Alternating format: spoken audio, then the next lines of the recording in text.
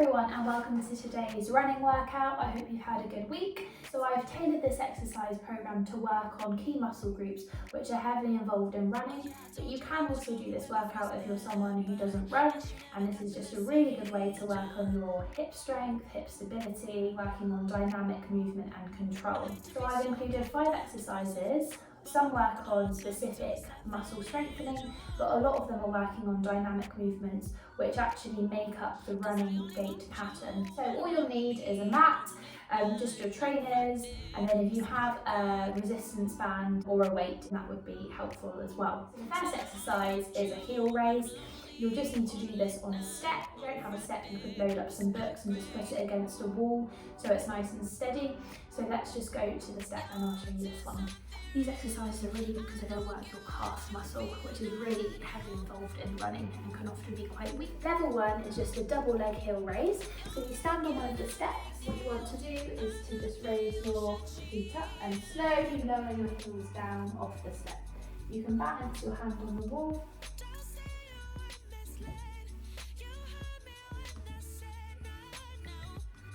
Start with 10 to 12 and then you can build up to like 15, then up to 20. Level 2 is a single leg heel raise with the other leg supporting. Standing on one leg, you can have the other leg left to support. You're going to raise up onto your tiptoes on your right, lower off the step and then up. So you're working on that, squeezing the calf muscle but also lowering down. And level 3 is just a single leg heel raise with your knees slightly bent. So this is going to work your deep calf muscle called your soleus. Bend your knees slightly and you're going to lift your heel up. And you want your heel to drop off slightly and then up. This exercise is really good because it's working on the concentric movement when you lift your heel up, but also the eccentric movement, so working on that length and in control of the muscle. Start with 10 to 12, build up to 15 and then 20, and make sure you change legs. Okay, exercise number 2 is a reverse lunge, which is really good because it's working on your knee muscles and then your glute muscles, but it's also really working on your control, which is really important when you run. So this is kind of breaking down that running gait pattern. So level 1 is just a normal reverse lunge. You can alternate your legs, or I just tend to do one leg at a time, do that 10 to 12 times, and then change onto the other leg. Stand with both feet together in line, and you want to step one leg back, both knees at 90 degrees, and then up. Leg back, feet together. In the front, so you bring your leg back, and then up. Level 2 is exactly that, so reverse lunge, but then with bringing your knee up. So that's what we call hip flexion. Stepping your leg back and then bringing it up. So it's going to really work that hip flexor muscle, but also your core. Okay, and level 3 is incorporating some arm movement, which just replicates that running gait pattern even more. Side on view, step the leg back, bring your left knee up to the right hand, like so. If you want, you can bring this arm up, so right knee forward, left arm up, and then left knee up, right arm up. So it's that running movement. And really squeeze those tummy muscles as you bring your knee up. Exercise number 3 is working a really important muscle called gluteus medius. Now this muscle is really important in running.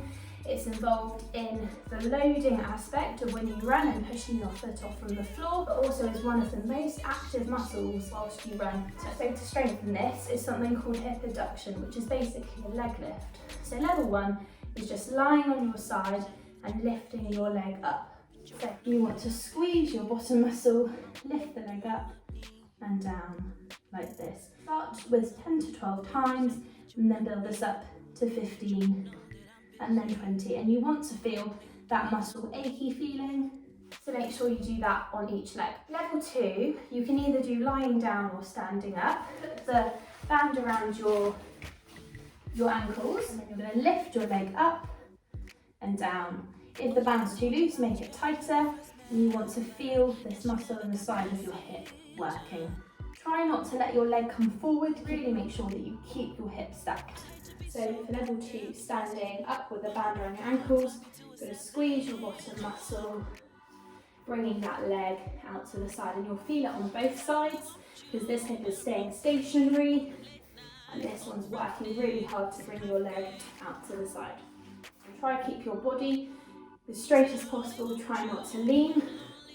Okay, exercise number 4 is a single leg bridge, which is really good because it's working your bottom muscles and also working on that ability for you to keep your hips level. Lying on your back, level 1, single leg heel raise. Keep this leg straight, try not to drop the leg or keep it up, keep it in line with this other knee.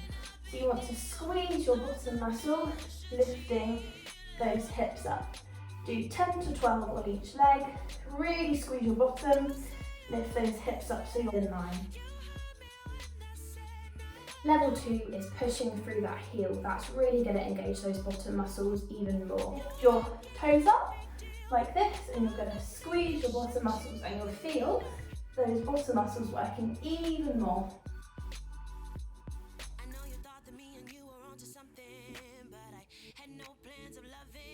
Level 3 is just with a stack of books or a sturdy rectangular surface which is about 4 or 5 centimetres thick. Put your foot to be worked onto the box. You're going to keep your legs straight and then squeeze your bottom muscles, and that will really work those hamstring muscles and bottom muscles even more. So you'll really feel the burn.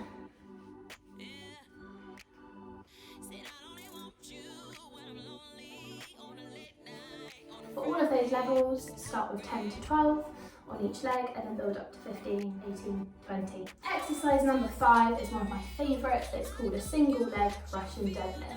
So this is really challenging that hip and pelvic stability, which I've already mentioned, which you do need when you run because you're loading one leg and then you have to maintain that hip stability as you then load and change onto the other leg. Level 1 is standing on that one leg, arms forward and up. So you bring that leg back and then forward. Really trying to keep those hips level. Try not to bring that hip back or drop it forward. You want to imagine you've got that tray of drinks on your back. Bring that leg back. Really feel those hamstring muscles at the back of your leg working, and then your bottom muscles as well. Really take your time with this. Same again, 10 to 12 on each leg.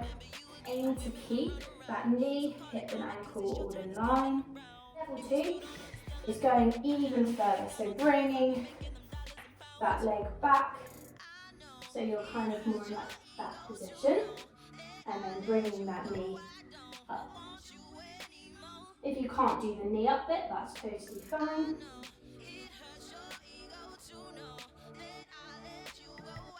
Bring that leg back till it's straight.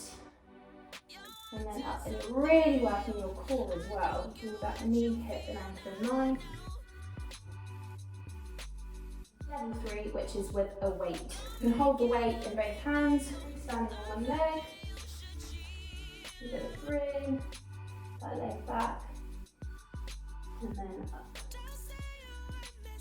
And that's much harder, but really work those bottom muscles and hamstring and knee.